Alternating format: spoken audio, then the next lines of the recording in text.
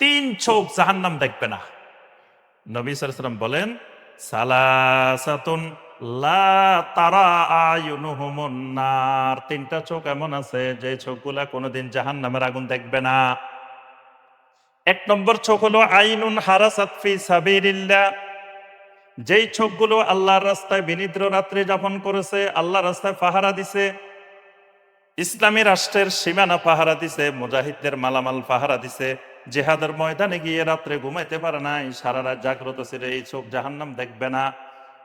ওয়া আইনুন বাকাত মিন খাশিয়াতিল্লাহ। যেই চোখগুলো আল্লাহর ভয়ে কেঁদেছে, এই চোখগুলো কোনোদিন জাহান্নামের আগুন দেখবে না। আল্লাহর ভয়ে যে চোখ কেঁদেছে, এই চোখ জাহান্নামের আগুন দেখবে না। আরেকটা চোখ হলো ওয়া আইনুন কাফাত আন মাহারিমিল্লাহ। আল্লাহ যেদিকে তাকাইতে মানা করছেন, নিষেধ করছেন, ওই দিকে যেই চোখ তাকায় নাই, আল্লাহর নিষিদ্ধ জিনিসের দিকে তাকানো থেকে নিজেকে নিয়ন্ত্রণ করছে, এই চোখও জাহান্নামের আগুন দেখবে না। তাহলে আমার ভাই